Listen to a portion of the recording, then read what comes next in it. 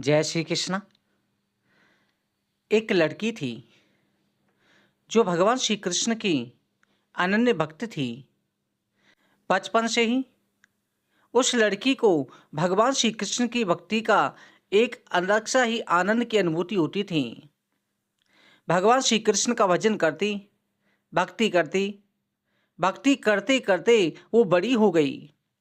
भगवान की कृपा से उसका विवाह भी श्री वृंदावन में हुआ। उस लड़की के मन में बचपन से ही लत रहती कि मैं कब श्री कृष्ण के दर्शन करूंगी, मैं कन्हैया के दर्शन कब करूंगी। वृंदावन में उसका विवाह एक अच्छे घर में हुआ। विवाह होकर के पहली बार वो वृंदावन गई, पर नई दुल्हन होने के कारण वो वृंदावन न जा सकी। कुछ दिनों के बाद में वो मायके चली गई। फिर वो दिन भी आया, उसका पति उसे लेने के लिए मायके आया। अपने पति के साथ फिर वृंदावन पहुंची। वृंदावन पहुंचते हुए शाम हो गई थी, क्योंकि पहले समय पर वाहन की व्यवस्था नहीं थी। गाड़ियों से या पैदल चल के आना पड़ता था। पति वृंदावन में यमुना किनारे रुक कर के कहने लगा, देखो शाम का समय है, मैं यमुना जी में स्नान करके अभी आता हूँ। तुम इस पेड़ के नीचे बैठ जाओ, सामान की देख रेख करना, मैं थोड़े ही समय में आ जाऊंगा। यहीं सामने ही हूँ, कुछ भी लगे तो मुझे आवाज दे देना। इतना कहकर के पति चला गया। अब वो लड़की बैठ गई। एक हाथ लंबा घूंघट निकाल रखा था, क्योंकि गांव वृंदावन गांव है, वृंदावन में ससुराल है। गांव के लोग देखेंगे कि उसकी बहू जो है बिना घूंघट के बैठी है, तो गांव में चर्चा हो जाएगी। इसलिए घूंघट मार कर के बैठ गई। और उसके मन में विचार आने लगा। मन ही मन अकेली बैठी सोच रही है, देखो ठाकुर जी की कितनी कृपा है, उन्हें मैंने बचपन से ही भजा, उनकी कृपा से मेरा विवाह भी श्री वृंदावन धाम में हो गया। मैं इतने वर्षों से ठाकुर जी को मानती हूँ, परंतु अब तक उनसे कोई रिश्ता नहीं जोड़ा। फिर सोचती है, ठाकुर जी की उम्र क्या होगी, लगभग 16 वर्ष के होंगे।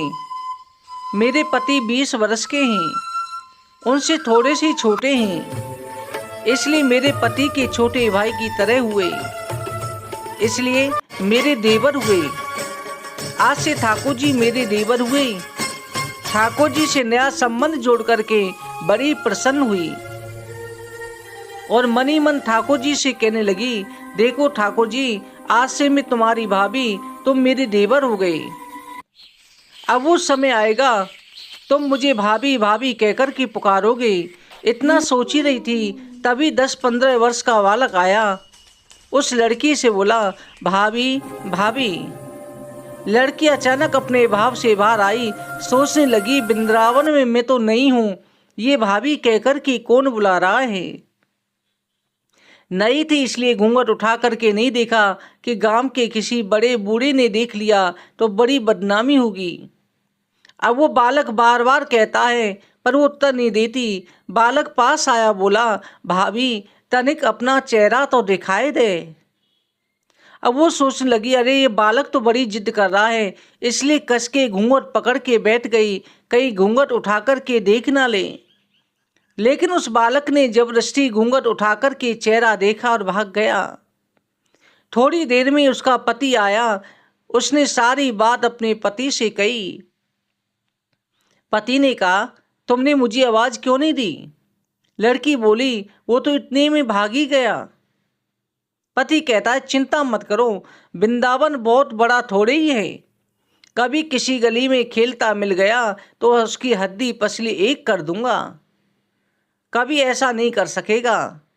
तुम्हें जहाँ भी दिखे मुझे जरूर बताना। फिर दोनों घर गए।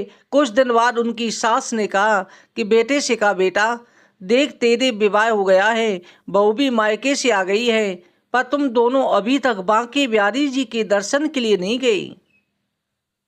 कल जाकर के बहू को दर्शन करा कर के लाना।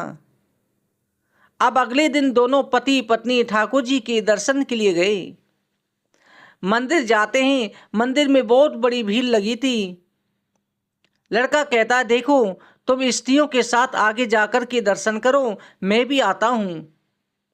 वो आगे गई, घूंघट नहीं उठाती। उसे डर लगता है कि कोई बड़ा बूढ़ा देखेगा तो कहेगा, नई बहू बिना घूंघट के घूम रही है।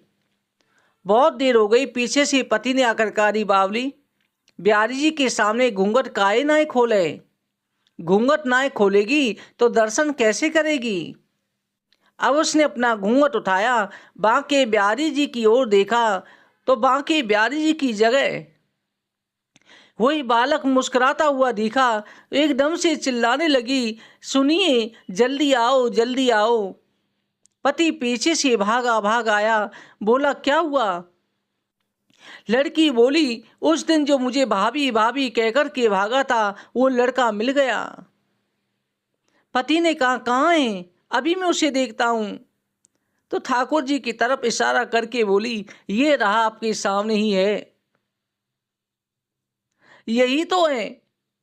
उसके पति ने जो देखा अवाक रह गया और बोला कि तुम धन्य हो, वास्तव में तुम्हारे हृदय में सच्चा भाव ठाकुर जी के प्रति है। मैं इतने वर्षों से वृंदावन में हूँ, मुझे आज तक उनके दर्शन नहीं हुए। तेरा भाव इतना सच्चा है कि बिहारी जी ने तुझे दर्शन दिए। इसलिए कहते हैं, भगवान केवल प्रेम के भूखे हैं। बोलो राधे राधे।